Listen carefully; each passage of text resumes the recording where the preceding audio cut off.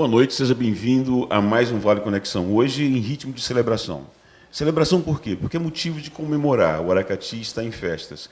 E hoje nós recebemos aqui o nosso deputado federal, Eduardo Henrique Maia Bismarck, muito conhecido do nosso telespectador, muito querido. Tanto é que, na sua eleição, mais de 50% dos votos válidos foram para o nosso deputado. Deputado Eduardo, seja muito bem-vindo. Qual é a responsabilidade diante desse abraço, dessa confirmação da comunidade de Aracati e o número de votos válidos, 80 mil votos no total? Qual é a responsabilidade para um novo deputado federal do Ceará no Congresso, na atual conjuntura? Como é que você se sente? Garcia, primeiro te agradecer pelo convite.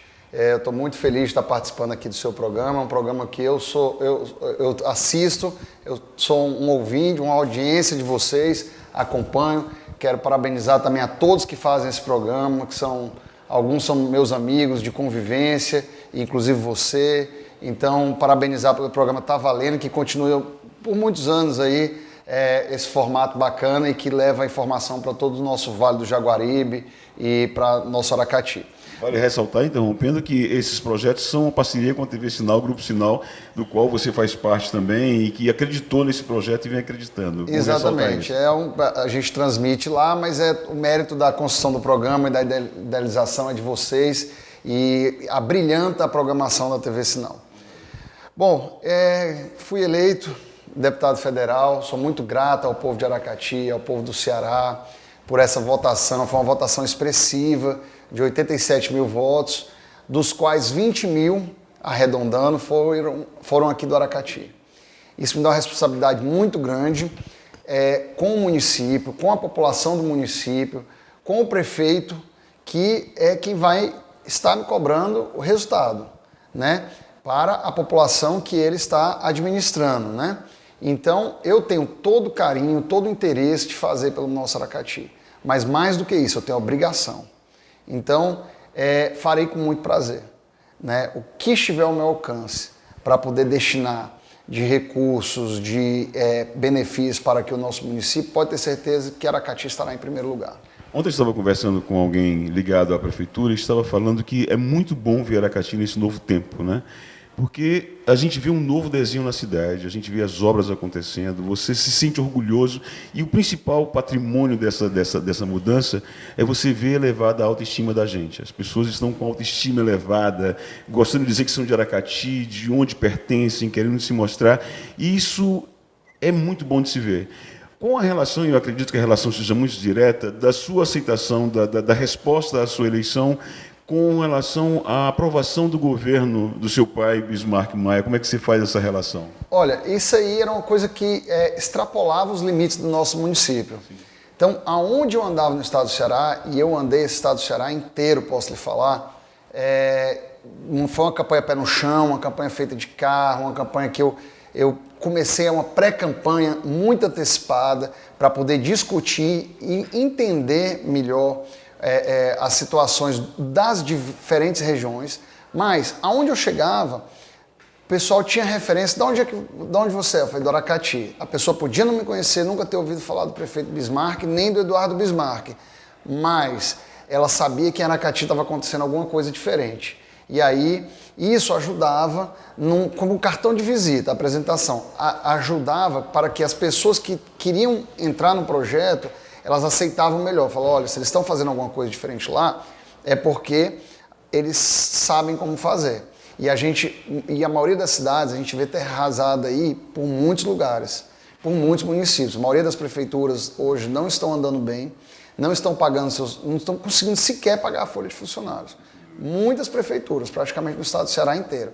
Fora isso, problema de seca de água que a gente tem aqui, porque nós temos um sertão grande também dentro do Aracati, mas existem outros municípios que têm essa dificuldade muito maior e muitas outras carências.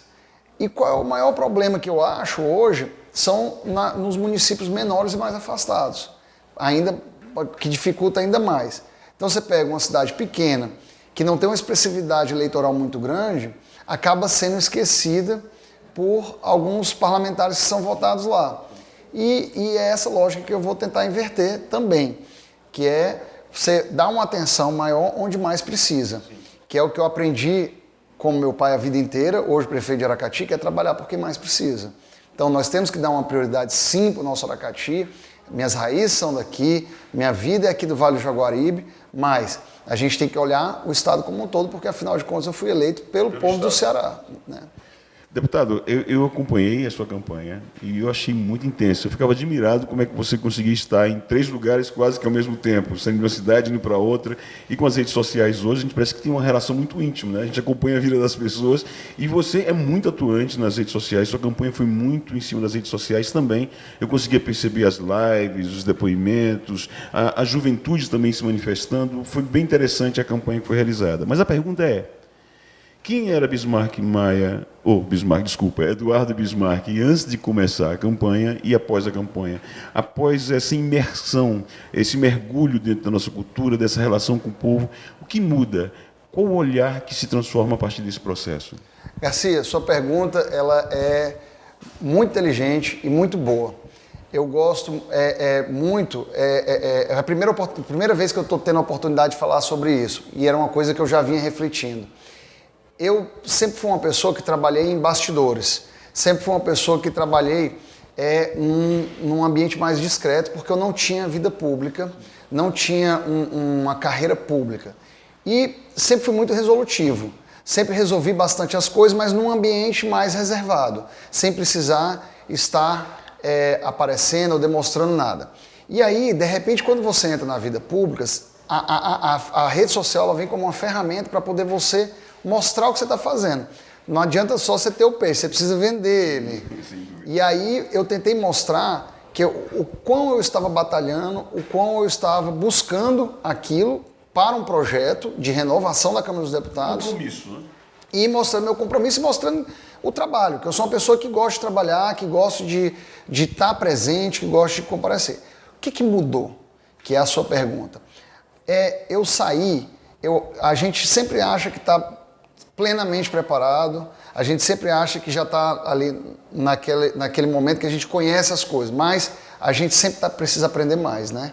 E aí eu aprendi muito nesse estado do Ceará. Conheci muito mais profundamente as mazelas, muito mais as necessidades, e eu acho que eu tive um carinho que eu não esperava. Eu acho que as pessoas, você vê nos lugares mais humildes, elas têm carência até do carinho. Um abraço. Um abraço. E foi uma coisa assim que eu gostava muito daquele calor humano. E eu sentia necessidade. O dia que eu pegava assim, que eu chegava para descansar em casa, no outro dia eu já acordava com aquela necessidade de estar do lado das pessoas, de abraçar, de ver, de ouvir, de saber o que ela precisa.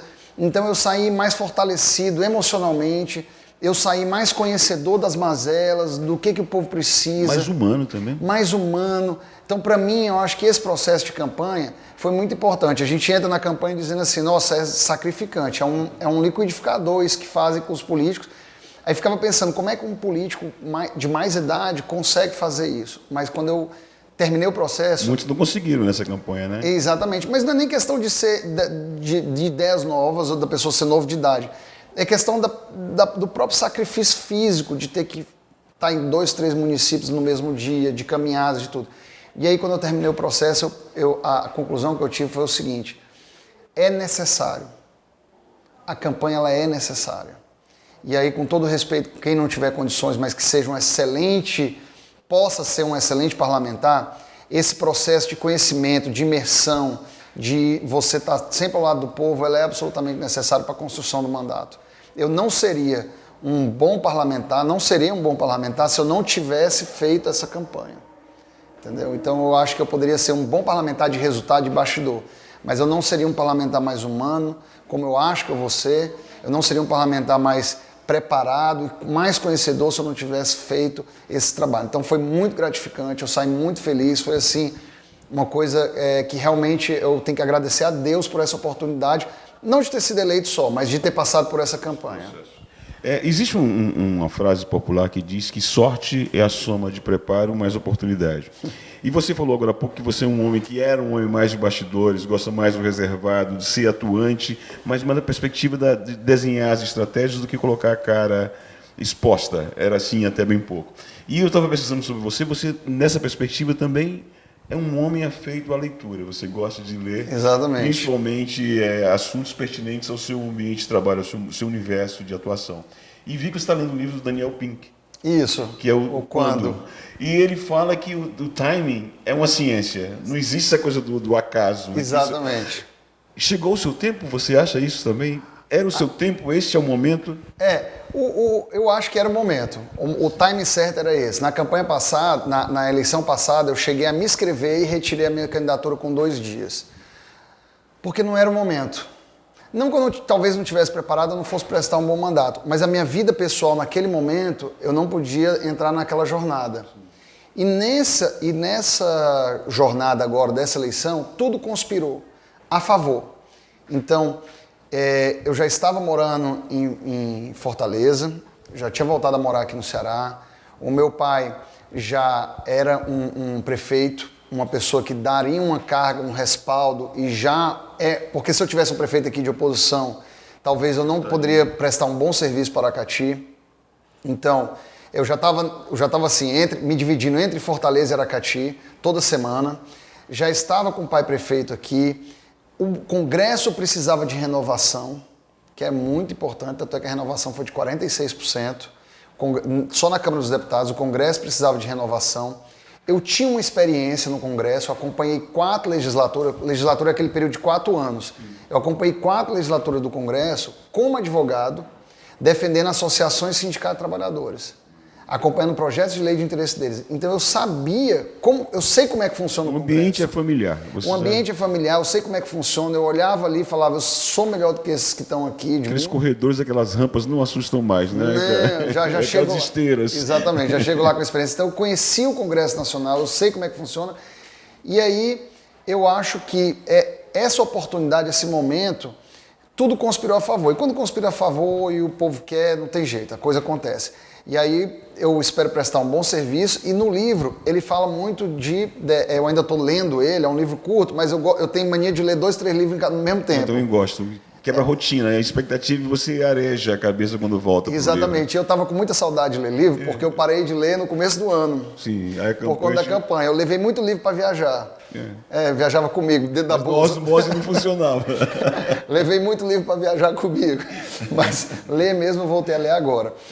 Especialmente nesse feriado. Aí eu estava lendo. E ele fala muito disso, do time, qual que é o melhor momento, que tem uma ciência por trás disso. Não é só você querer, você precisa saber se as pessoas estão receptivas a receber aquilo que você quer naquele momento.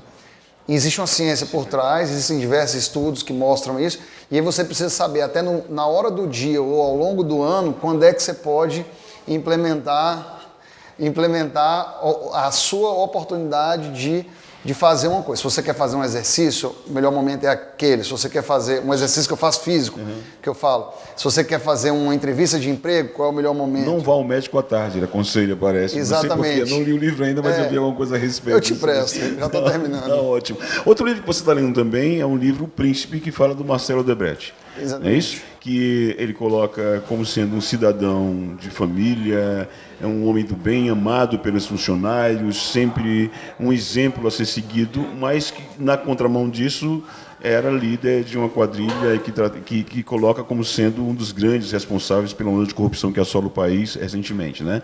E isso é colocado no livro pelo que eu li recentemente. Mas isso traduz também um momento que a gente vive hoje na política nacional, de certa forma de descrédito. As pessoas hoje estão vivendo num processo de dicotomia, de radicalidade.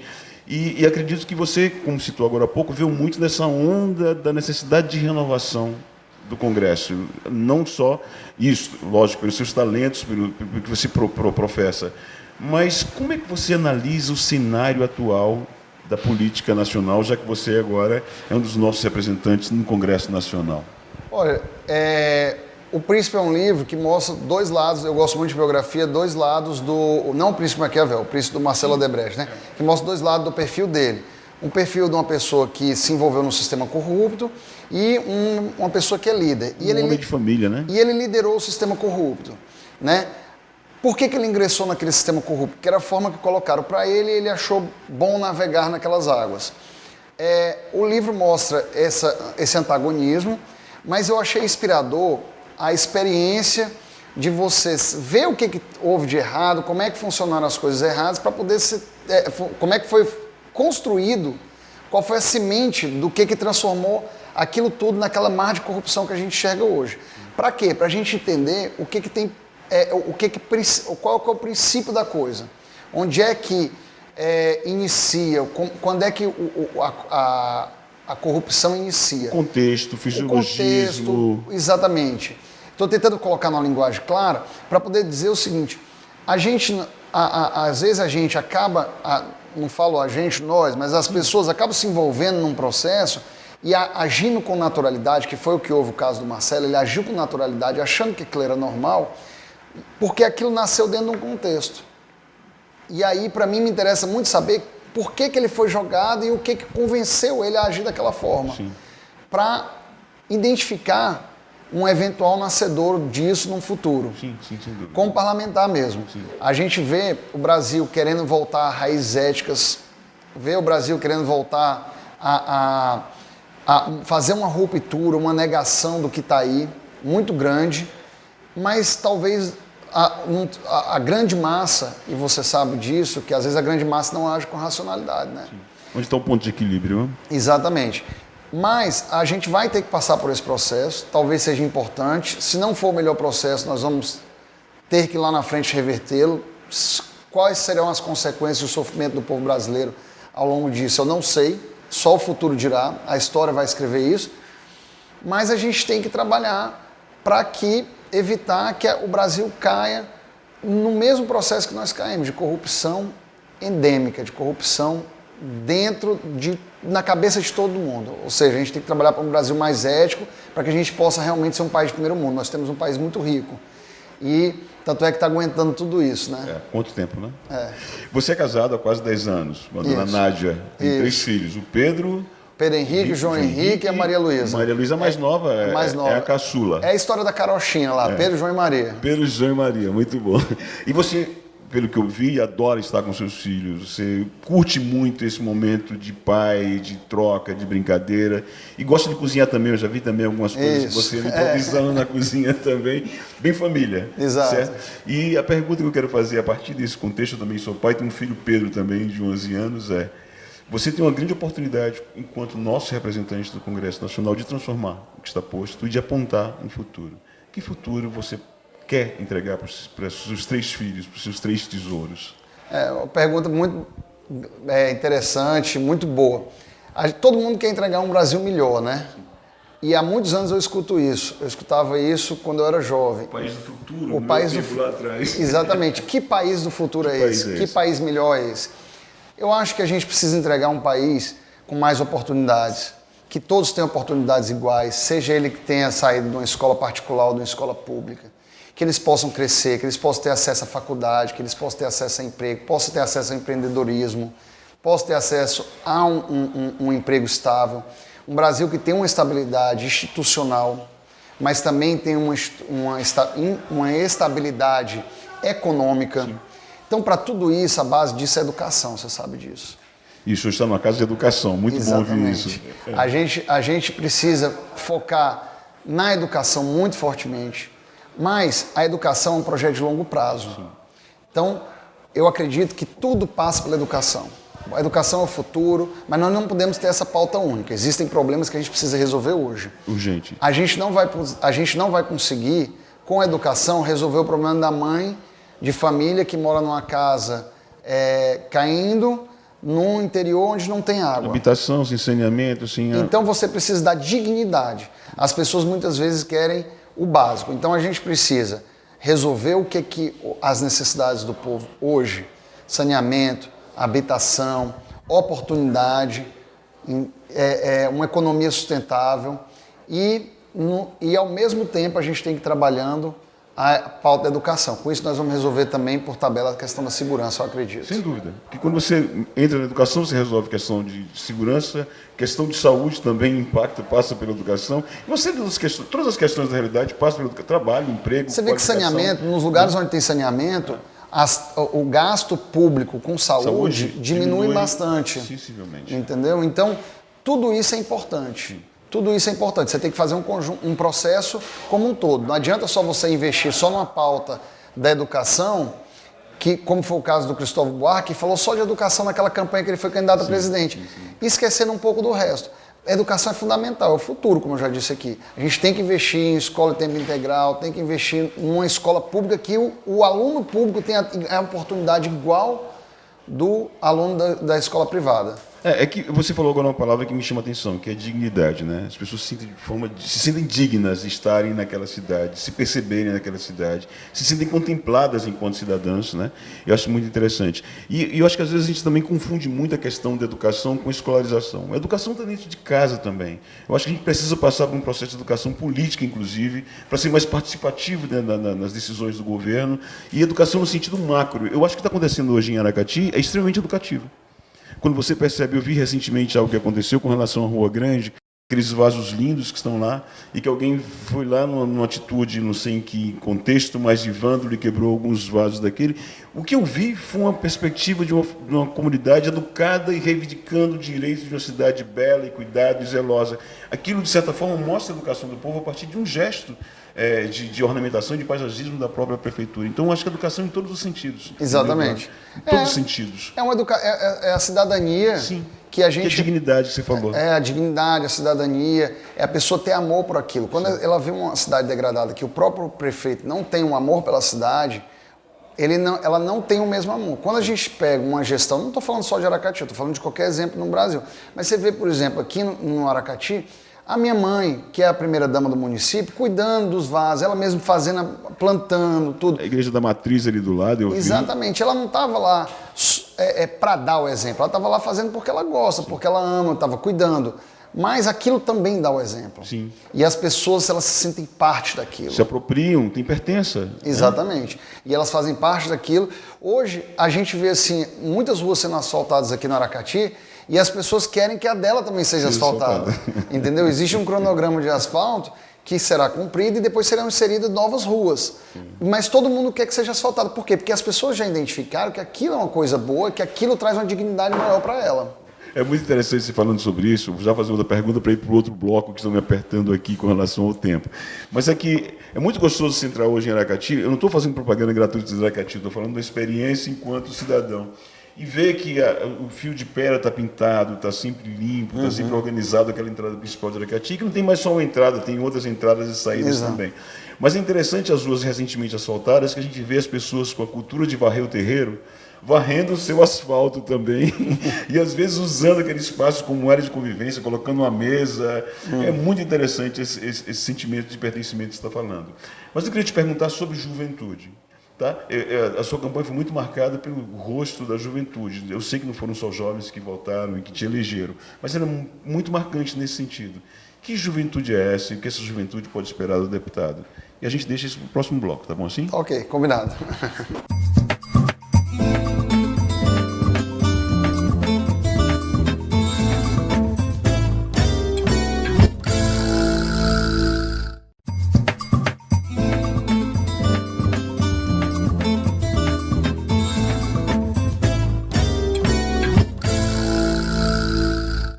Hoje o nosso Vale Conexão está em clima de celebração, porque estamos recebendo o deputado federal Eduardo Bismarck, recém-eleito, com grande representatividade em Aracati, filho de Aracati, apesar de ter nascido em Fortaleza. E a pergunta que eu te fazia era sobre a juventude. Que juventude é essa que tanto te apoiou, que tanto apareceu em sua campanha, e como você percebe a juventude?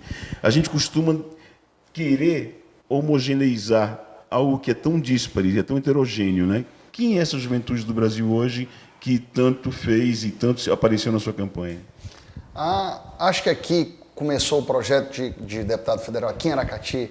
Ele começou, sim, das pessoas, na própria campanha do meu pai já falando isso, e eu ainda ali muito preso ao meu escritório de advocacia lá em Brasília, mas ao mesmo tempo muita gente comentando, né? Já pedindo tudo. E aí eu acho que nasceu também de amigos.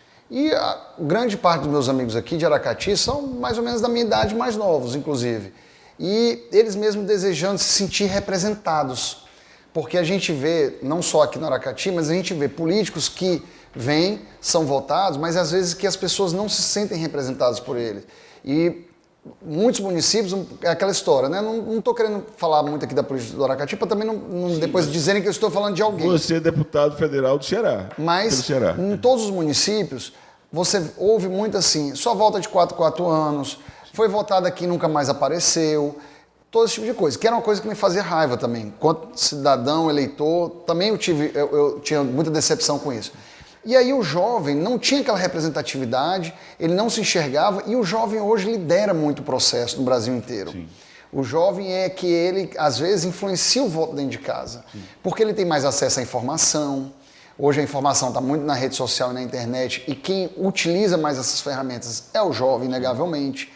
Muitas vezes porque o pai e a mãe não têm um conhecimento sobre a internet, mas porque também estão no mercado de trabalho mais fortemente. Então, por uma série de motivos, o jovem hoje está liderando o processo, ele traz para dentro de casa a informação. E aí, começou com um processo aqui de juventude aqui dentro do Aracati, mas foi uma coisa que naturalmente ela foi para os outros municípios onde eu fui votado. Então eu tinha lideranças de município, obviamente, que não eram da minha idade ou que tinham mais experiência, mas quando você chegava no município, você ia envolvendo no processo, por exemplo, Tauá, Iguatu, Pacajus. Aquiraz, Pacajus, muito fortemente. Pentecoste também, acho que teve Pentecoste. Pentecoste, sim. Mas eu falo assim, nesses municípios que eu estou falando, a juventude, ela abraçou muito a causa. Sim. Em Paracuru também, abraçou muito. Acho que eles olhavam para mim e se sentiam de alguma forma representado, porque viam uma pessoa que tinha uma experiência lá em Brasília e que era uma renovação ao mesmo tempo. Porque o novo, quando eu coloquei o slogan na minha campanha lá, o novo que sabe fazer, não era só o novo por ser novo de idade, até porque eu tenho 36 anos, vou fazer 37 agora, mês que vem. Não sou tão novo assim, já saí até da faixa de juventude do presidente da República, que ela estipula que você até 33 anos. Mas é novo no sentido de novidade, no sentido de ideias novas. Eu sou uma pessoa, querendo ou não, estou antenado com tudo que está acontecendo no mundo ainda, não sou uma pessoa obsoleta. E conheço o que é a necessidade do jovem, porque eu passei pelo processo.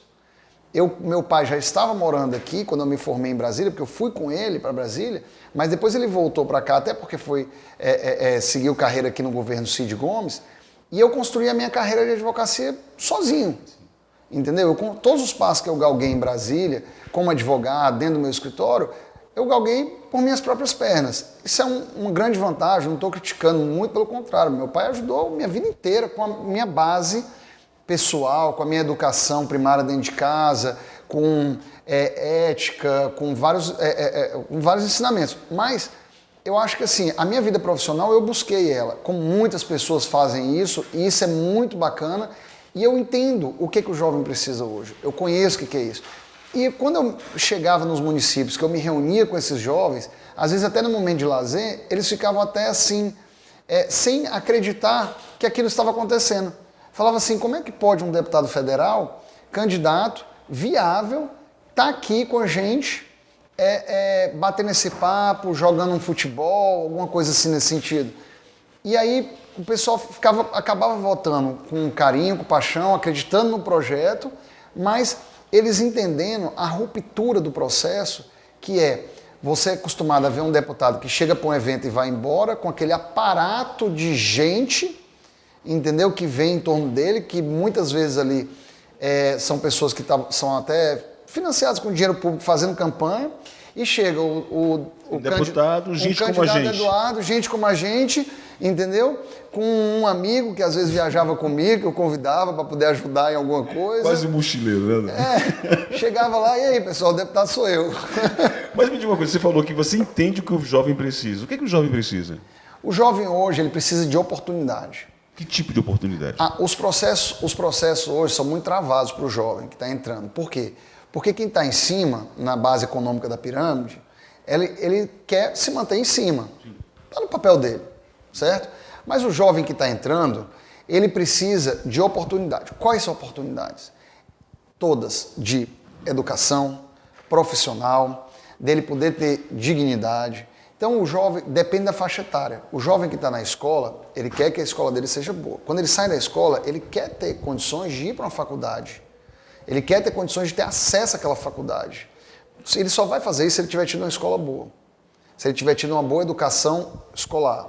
E aí ele quer ter o transporte público para levar ele para a escola.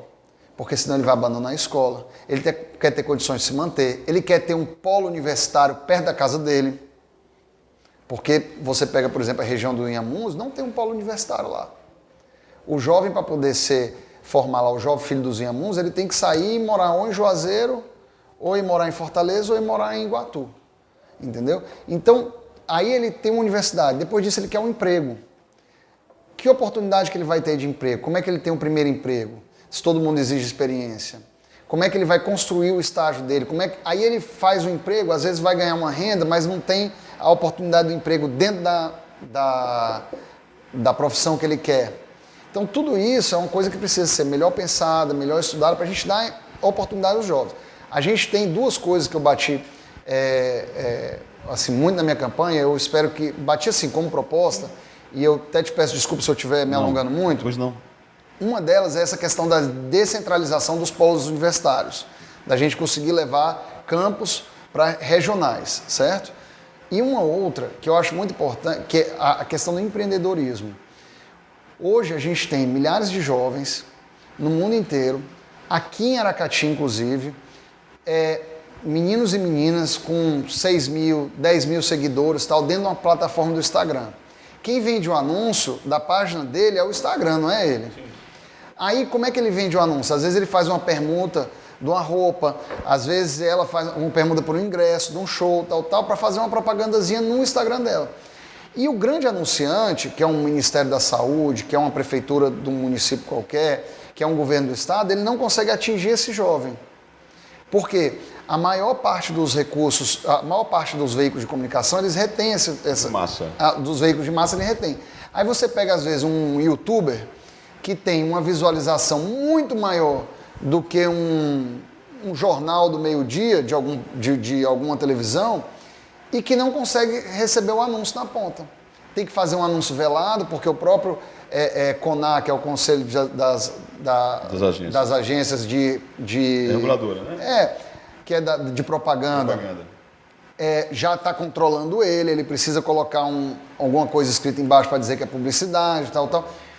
Então, a gente precisa fazer esse recurso, que é uma das minhas propostas, precisa fazer o recurso do grande anunciante chegar na mão do... Pequeno anunciante. Do youtuber. Do youtuber, sim. Do youtuber, do cara que tem canal. Para ele fazer a propaganda no canal dele, porque a plataforma pode ser do Facebook e do Instagram e talvez ele tenha... Se conseguir, com qualquer incentivo, você consegue fazer isso. Mas a gente não consegue fazer com que o dinheiro do Ministério da Saúde seja anunciado na página do Felipe Neto. Sim. Por exemplo. Entendeu? Então, é essa lógica que a gente precisa inverter. Por quê? Porque aí a gente passa para o empreendedorismo. O youtuber, que eu estou resumindo assim, mas o blogueiro, de forma geral, ele é uma nova profissão. Sem dúvida. São várias novas profissões. São várias novas profissões que a tecnologia está trazendo para a gente. Sim. E a gente não está abraçando isso. Pelo contrário, os grandes eles estão abafando isso. Se a gente não tem o poder público para olhar e defender, a gente não consegue, eles vão continuar sozinhos. É muito bom ouvir você, porque de cá, da FVJ, do IVJ, a gente tem conversado com os blogueiros, youtubers, a Carla e várias outras aqui da região, no sentido da gente ter... Até convidei a nossa apresentadora também, do etc e tal, para vir conversar e estar aguardando, no sentido da gente aproximar, a Nathalie, a faculdade, desses porta-vozes que nós temos, que chegam tão próximo da população de maneira tão clara, tão limpa, tão sem maquiagem e tão verdadeira. Isso é muito importante e que bom que você está pensando nessa perspectiva. Na perspectiva da descentralização da educação, dos polos universitários, a FVJ é um exemplo dessa descentralização. Exatamente. Né? Hoje nós estamos com um polo aqui, estamos instaurando também a nossa faculdade em Mossoró, estamos com a faculdade também prestes a começar a operar em Pacajus, mas falando sobre a juventude, e a gente vive com a juventude diariamente aqui, eu acho que às vezes, e me corrija se eu estiver equivocado, e eu gostaria de conversar contigo sobre isso, o jovem se sente tolhido de sonhar. Às vezes ele olha para o lado e diz, será que eu posso sonhar? Será que eu mereço estar dentro de uma FVJ? Será que eu consigo ir além? Nós temos relatos, tem um vídeo muito bonito rodando da faculdade, com 3 alunos, um ex-aluno nosso, e ele relata mais ou menos o seguinte, quando o aluno sai daquela zona rural que você falou, do sertão de Aracati, que estuda numa escola rural, e vem estudar em Aracati, na escola como o Beni, ou a escola profissionalizante, parece que se descortina um mundo para ele, que é outro universo, é outro nível de relação, ele se sente protagonista de outra forma, fica arrepiado ao falar. Quando ele sai disso e vem para o universo como a FVJ, por exemplo, ou outras faculdades que possam existir, cito a FVJ, que estamos aqui, é a maior da região, ele se sente também, nossa, eu posso. Então ele começa a ter a capacidade de sonhar. Eu posso sonhar grande. Eu acho que a gente tem que voltar possibilitar que os jovens, que as crianças voltem a sonhar e possam acreditar que elas merecem, que isso aqui existe para elas, e nós, como vocês e como representantes políticos e públicos, tem um grande desafio de permitir que nós sonhemos, que nós podemos fazer a diferença, que o jovem pode fazer essa diferença. E eu queria que você falasse sobre essa questão do sonho e a juventude. O sonho, ele só é possível ser sonhado na hora que ele vê a oportunidade. Que era o que eu estava falando, que era exatamente disso que nós estamos falando. A FVJ é um exemplo para o estado do Ceará inteiro. Uma faculdade particular, num polo regional que tem muita carência e que está aqui se desenvolvendo, cada vez mais aplicando, colocando mais cursos. A última vez que eu visitei a biblioteca de vocês, eu disse que a biblioteca de vocês não deixa nada a desejar da minha faculdade que eu fiz em Brasília, privada, que era a considerada a melhor de Brasília, na época, que é uma outra instituição. Mas ele não deixa nada a desejar. Ou seja, aliás, a biblioteca tem o nome do seu avô. Dr. Salomão, que foi advogado também. Sim. Mas o jovem daqui tem acesso à mesma coisa que eu tive. Sim. E aí ele tem a oportunidade de, pelos próprios mãos, ele mudar a realidade, talvez que foi a realidade do pai dele ou da mãe dele. Uma realidade, muitas vezes, rural, uma realidade, muitas vezes, de miséria na década de 80, e que, com muita dificuldade, ele fez uma escola, uma escola pública, que no Ceará nós temos bons exemplos de escola pública, graças a Deus. E aí ele teve acesso à universidade, do nível de vocês, que é nível de excelência, e aí ele está pronto para o mercado de trabalho.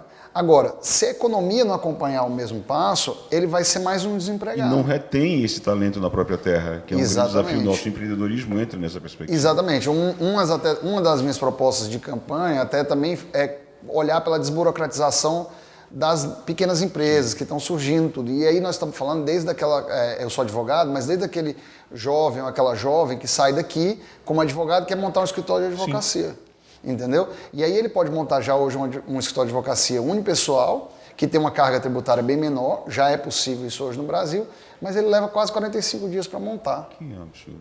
Entendeu? Então, assim, a gente precisa reduzir esse tempo para que ele rapidamente ele já tenha... Burocracia. Exatamente, a gente precisa desburocratizar o Brasil, porque um grande custo do Brasil é essa desburocratização. Aí quando a gente envolve todos esses sistemas, uma faculdade boa, uma economia sustentável, importante desenvolver a economia daqui, você começa a gerar oportunidade. Quando ele vê a oportunidade, que ele vê o igual a ele, que está mais velho, mais adiantado, tendo um resultado, ele começa a sonhar. Sim. Ele acredita naquele sonho. Sim. E agora quem está se arrepiando sou eu. Porque ele começa a buscar, aquela oportunidade. Fala, poxa, mas se o fulano conseguiu, por que eu não posso conseguir? E eu sou um exemplo disso dentro do Congresso Nacional. Porque eu olhava assim, muitos jovens lá, às vezes que tinham acabado de ser deputados, e falavam assim, por que ele conseguiu? Às vezes, muitos deles, às vezes com uma bagagem política extraordinária, filhos de ex-governadores, tudo, e que às vezes botavam o filho, porque nem eles próprios conseguiam se reeleger mais. Assim, por que um cara desse, despreparado, ou está fazendo aqui, e eu que conheço isso aqui na palma da minha mão, estou fora. Não me atrevo. Não me atrevo, entendeu? E isso o quê? Foi um sonho que eu atingi. Maravilha. Eu estava na minha vida privada, sempre ajudando ali o poder público, ajudei muito meu pai ao longo disso, no que eu podia em Brasília, mas era um sonho. E eu estou realizando esse sonho, porque eu sentava do lado de cá do balcão. Eu sentava ali numa audiência pública, estavam os deputados na frente, eu aqui do lado de cá, eu falava, poxa, mas eu sei fazer melhor do que esse pessoal. Ou seja, eu tive um sonho, uma oportunidade. O jovem daqui, a realidade é igualzinha. E ele nem precisa de ser votado para isso. Basta ele trabalhar e ter uma economia sustentável, uma economia equilibrada dentro do município. O prefeito Bismarck tem trabalhado muito para isso. A gente vai investir muito em turismo, é uma das minhas pautas prioritárias da campanha, que eu acho que turismo é a maior indústria que a gente pode trazer aqui para Aracati. Aliás, ontem seu pai direcionou o secretário de Desenvolvimento Econômico, Fernando Costa, com a ideia aqui de um evento que vai revolucionar, um evento aéreo aí, eu acho que tem muita coisa para a gente fazer, e mexe com o turismo, eu acho que vai ser um marco aqui na região. No estado do Ceará será um marco, com certeza. A gente fala muito assim de trazer uma fábrica aqui para o Aracati. A fábrica é importantíssima, gente. A gente tem que trazer uma não, a gente tem que trazer quantas a gente puder. Mas uma fábrica, às vezes, gera 50 empregos, carteira assinada. E ela se limita àqueles 50 empregos. Sim. E corre um risco de lá na frente, como a gente já viu aqui, acontecer algum problema com a fábrica e os trabalhadores ficarem na mão. Uma indústria do turismo, a gente com um projeto, 2 projetos, a gente se gera 50 empregos indiretos, muito mais O rapidamente. carnaval do próximo ano já está rendendo para cá. Já está rendendo, exatamente. Vai ser um grande carnaval, se Deus quiser. Sem dúvida, sem dúvida. Você fala muito do seu pai, é uma grande referência. Né? O Aristóteles dizia que o homem é um animal político, é do Exato. nosso filósofo Aristóteles. Mas você trouxe a plataforma do novo, um novo ao mesmo tempo que ele atrai, ele assusta. Né? E você também lidou com a questão de hereditariedade, porque parece, você acabou de citar casos de senadores e governadores que têm seus filhos que não são eleitos e colocam seus filhos para dar continuidade. Como é o peso dessa responsabilidade de ser filho de um político bem-sucedido como Bismarck Maia? E essa coisa de... Será que a vocação política é hereditária? Por que isso? Como é que você percebe... Você entende que eu estou colocando essa vírgula, essa rusga que possa existir? Exatamente. Obviamente, quando eu falei isso, eu não quis generalizar. Eu citei exemplos. Sim, né? mas são muitos exemplos que nós temos. Mas, no meu caso, e é até bom que isso fique esclarecido, não quis entrar muito nessa pauta na campanha, eu sou filho de uma família política. Pois não. Meu pai aprendeu a fazer política vendo minha avó fazer política, Sim. daqui em Aracati. Eu aprendi política acompanhando meu pai, desde criança, da idade dos meus filhos hoje, em eventos políticos. Sim. E aí, quando a gente vai amadurecendo, crescendo na nossa vida profissional, a gente começa a ver que é pela política que a gente muda a vida das pessoas. Então, na hora que a gente se vê, se coloca no ponto de poder ajudar, de poder participar da vida pública e entra para a vida pública, a gente tem que cumprir essa missão, porque ninguém é obrigado a entrar na vida pública. Sim. A gente pode continuar na vida privada da gente, ou num emprego, ou numa empresa que monte tudo. Eu tenho meu pai que tem uma vida pública, mas foi uma decisão minha entrar pela vida pública. Foi uma decisão de querer fazer diferente, de ver uma oportunidade e saber aonde eu poderia somar. Poderia somar muito sendo um vereador de Aracati? Sim. Poderia somar muito sendo um deputado estadual? Acredito que sim. Mas eu acho que no Congresso Nacional, onde eu tenho a maior experiência, e em Brasília, onde a gente tem o maior volume de recursos. Então, foi tudo isso somou para eu tomar uma decisão. Não foi uma decisão imposta pelo meu pai, não foi uma decisão imposta por ninguém, foi a vontade mesmo de poder ajudar. E aí, você veja, ele é um prefeito, participou da minha campanha, fez a campanha aqui em Aracati, e você mesmo disse, quem estava rodando nos outros municípios era eu. Então foi uma coisa que eu construí, eu tive que brigar pelo meu espaço. Sim. Então, eu tenho uma parceria com o prefeito Bismarck, enorme, tem uma responsabilidade, a parceria com o prefeito, com a responsabilidade com o povo. Com a região, né? Com o município, com a região. Você vê que Itaissaba, aqui do lado, eu fui o mais votado lá, você tem alunos aqui em Itaissaba, eu fui o mais votado lá, fui votado no Fortinho, fui votado em Capuí, fui votado também no Palhano. Então, essa região aqui, Beberibe, muitos outros municípios, mas eu estou citando os daqui em volta. Sim. Jaguaruana, para onde eu vou hoje. No dia que passar o programa, eu já vou ter inaugurado a Brinquedopraça lá. Quarta-feira, você assiste o programa, já estará inaugurada. Já estará inaugurada a Brinquedopraça com o prefeito lá. Maravilha. Mas eu tenho uma responsabilidade muito grande com essa região, que é a região, querendo ou não, da minha raiz, é a minha base, e eu tenho que devolver isso também para o voto de confiança que o povo me deu. Porque na primeira eleição a gente vota num projeto. Sim. Na reeleição, e eu pretendo colocar meu nome à disposição lá na frente, se eu prestar um bom serviço, eu preciso ter prestado um bom serviço. E aí eu só posso fazer isso se eu tiver uma responsabilidade, um desejo de trabalhar tudo. Então hoje eu sou um deputado federal eleito, com a grande participação de Aracati, por uma decisão própria, por uma vontade própria, por um projeto estadual, para um projeto de renovação da política, para um projeto para o povo. Com protagonismo próprio, Eduardo Bismarck. O Eduardo teve protagonismo, mas agora a responsabilidade minha é devolver isso para a sociedade. Sim. É minha obrigação. Sim, sim. Muito bom saber. Outra questão que eu queria falar com você era sobre a questão dos desafios, voltando à questão dos desafios. Como é que você espera ser recebido nesse congresso renovado no dia 30 de janeiro? Dia 1º de fevereiro. 1º de fevereiro. Como é que você espera? Qual a expectativa do Eduardo com relação a isso? Eu estou muito ansioso no sentido de querer começar.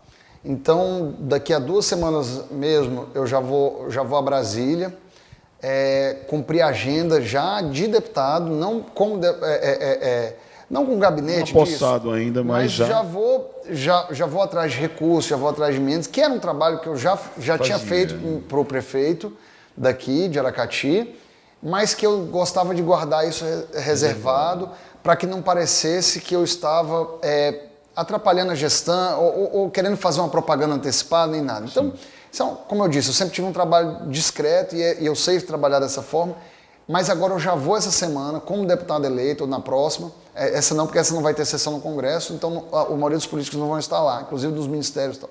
Mas na próxima eu já vou como deputado eleito, já tenho reuniões agendadas em autarquias e ministérios para poder buscar recursos não só para Aracati, mas para outros municípios onde eu fui votado.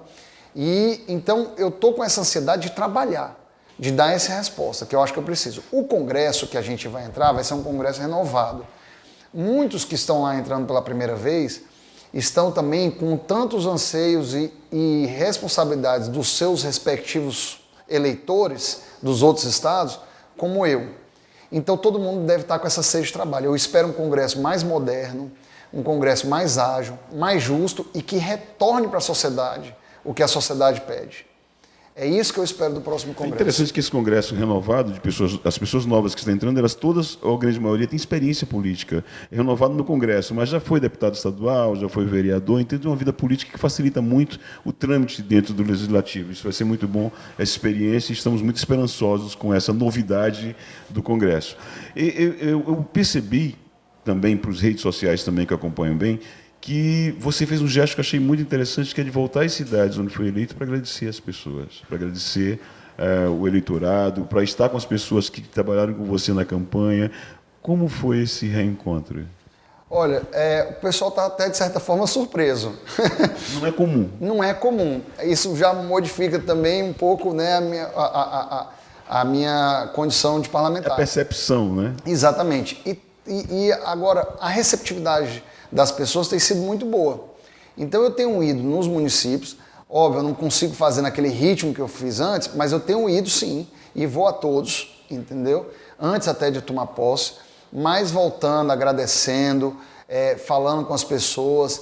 O simples fato de você voltar e mostrar, mas não faço isso por obrigação não, assim, no sentido de dizer, tô vindo aqui para voltar para cumprir tabela. É um movimento seu. É um movimento meu de voltar lá, de falar com as pessoas e querer agora ouvi-las de uma forma não eleitoral, de uma forma já como mandato. E não esperar 4 anos para encontrá-las, né? Exatamente. Não esperar eles irem até Brasília numa marcha de vereadores ou numa marcha de prefeitos para me passar uma demanda. Sim. Não, é estreitar a relação com o povo. É isso que as pessoas querem. As pessoas querem uma pessoa que conheça a realidade delas. Querem reconhecimento também. Reconhecimento, sim. Elas querem reconhecimento, as pessoas querem aquele afeto que a gente estava conversando no início da nossa entrevista, mas elas querem também uma pessoa que conheça a realidade delas. Eu fiz questão de ir a todos os municípios onde eu tinha lideranças votando em mim. Até encurtando agendas, apertando agendas, dando prioridades, às vezes, municípios pequenos, mas eu fazia questão de ir lá para poder conhecer, poder falar às pessoas, as pessoas me verem. E estou fazendo questão de voltar a todos eles, já como deputado, para poder entender o que eu posso ser útil para elas, mais ainda do que já foi falado na campanha. A campanha é um momento de festa, um momento de você debater ideias, tudo. Mas quando passa esse período, a gente tem que fazer a política. Política a gente tem que fazer 24 horas por dia. Campanha, a gente tem aquele período determinado pela lei. A gente só pode fazer naqueles 45 dias. Então, a gente pede o voto. Aquele período legal ali é o período de pedir o voto, realmente. A gente vai na casa das pessoas pedir o voto. Mas política está presente, está na festa do Dia das Crianças, no Dia das Mães, de voltar no município, de conversar com as pessoas, de ver o problema que está na porta da casa da pessoa, a gente tem que fazer 24 horas por dia. E como é que está a mudança, a adaptação da família? Você vai ficar residindo em Fortaleza, vai para Brasília? Como é que está a dona Nádia? Como é que está aí? Ela já é de Brasília também, já conhece bem. Como é que está? Ela é de Brasília, ela está muito feliz que voltou a morar no Ceará. Está extremamente adaptada, as crianças também. Ela tem raízes em Russas, Quixeré e Limoeiro. O pai dela é natural de Russas, ela tem tios, avós, tudo na região de Quixeré e Limoeiro, que é uma região também do Vale do Jaguaribe, ligada à minha família também. O próprio pai do meu pai, que nomeia aqui a biblioteca da FVJ, nasceu em Tabuleiro, nasceu em Russas, o pai dele é de Tabuleiro, minha bisavó é de Quixeré, já minha mãe não, minha mãe as raízes dela são bem de Aracati mesmo. Sim. Mas a gente, e meu pai é de Aracati pela mãe dele, né? Mas a Nádia, ela já tem uma adaptação, ela já convivia aqui no Ceará, vinha sempre comigo e ela está adaptada. É uma decisão que não cabe muito a nós, né? Então, nós... Nessa hora eu não sou muito chefe, né? Nessa hora eu não sou muito chefe. Então, eu deixo a decisão para ela, onde ela se sentir melhor, se ela quiser voltar para Brasília, porque vai estar mais presente a família. É importante que as crianças estejam seguras, vendo o pai dentro de casa também. Eu sei que é uma missão árdua. Deputado federal não é fácil, entendeu? A gente... Haja ponte aérea, né? A gente precisa ir e vir e voltar toda semana. Quando está lá em Brasília, seja porque você tem compromissos aqui, seja porque tem compromisso lá. Então, você precisa, tanto lá quanto aqui, a gente tem uma agenda, vamos dizer, muito cheia, e deve ser assim. Então, é uma missão árdua, muito boa, muito gratificante. A gente pode fazer muito, mas é uma missão fisicamente árdua. Então, a gente tem que estar preparado para isso. E aí a família, eu acho que a dona Nádia decide aí. Assim como ela tomou a decisão de vir, quando for lá na frente, ela toma a decisão de eu voltar. Porque eu já estava desde 2016, que eu digo, ela estava morando lá e eu morando aqui. Dificuldade, mas dá tudo certo. Vai dar tudo certo. Eduardo, está chegando ao final do programa, deputado, e a minha palavra é uma só, gratidão. Sou muito grato por sua atenção, por sua deferência, não hoje, mas historicamente, sempre presente, sempre nos atendendo, sempre solícito nas nossas demandas, sempre comprometido com os nossos projetos, e nos sentimos muito honrados em recebê-lo nesse programa da faculdade e do Instituto, que é o Vale Conexão. E falando de gratidão, eu também fiquei muito emocionado com o seu gesto de ir ao encontro das pessoas que fizeram sua campanha, no sentido de agradecer. E eu queria encerrar o programa de hoje com você falando para a Câmara, para as pessoas, agradecendo pela representatividade, pelos votos, pela confiança delas nesse pleito, nesse momento em que você assume sua vaga de deputado federal no Congresso Nacional. Primeiro eu queria agradecer, Garcia, você pela oportunidade, o convite de estar aqui, falando nesse programa, falando aqui na FVJ, que é uma instituição brilhante, é uma instituição referência, parceira e amiga. Todos queremos ter uma faculdade como vocês aqui, permanente no nosso município. É muito importante essa parceria que tem gerado grandes líderes, grandes jovens aqui. Agradeço também a todo mundo que me deu esse voto de oportunidade, ao nosso Aracati, ao nosso Vale do Jaguaribe, a todas as regiões do estado do Ceará, por essa oportunidade, que também sou muito grato por isso, grato pela amizade, pelo carinho que todos vocês me deram ao longo dessa campanha. E me coloco à disposição, coloco o meu mandato à disposição de todos vocês. O mandato, eu estou à frente dele, mas o mandato é de todos nós, não é só meu. E é assim que nós vamos trabalhar. Não só hoje, não só nesse início de transição, mas ao longo dos 4 anos. Porque eu quero prestar um bom serviço, eu quero ser um deputado realmente presente e que traga resultados para a população. Então é esse o trabalho que eu vou fazer e eu quero agradecer a você que está aí nos ouvindo, essa oportunidade, agradecer novamente a FVJ, todos que fazem a FVJ, alunos, o corpo discente, docente, a você, em nome de todos eles, em você, Garcia, obrigado. E um grande abraço a todos os amigos do estado do Ceará. Independente de ter votado em mim ou não, pode ter certeza que o trabalho é para todo o estado. Eu sou deputado do estado do Ceará. Exatamente. E fica valendo, então, está valendo durante 4 anos, Vale Conexão com o deputado Eduardo Bismarck, para que a gente possa fazer a diferença no estado e no Brasil, quiçá. Muito bom. Parabéns e muito obrigado, deputado. Obrigado. Um abraço.